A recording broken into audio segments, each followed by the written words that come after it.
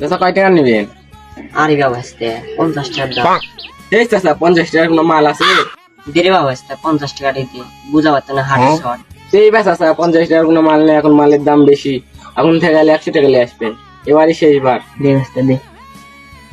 চাচা মাল লাগলে আসো, কিন্তু ওর থেকে টাকা বেশি করে নিয়ে আসো। আচ্ছা আচ্ছা ঠিক আছে, পরের বার থেকে আর বেশি টাকা আসবে।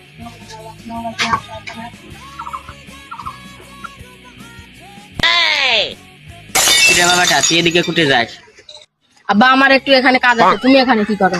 এই যা আবার তোর কিসের কাজ? আমার এখানে একটু কাজ আছে, আমি এখন যাই তাহলে।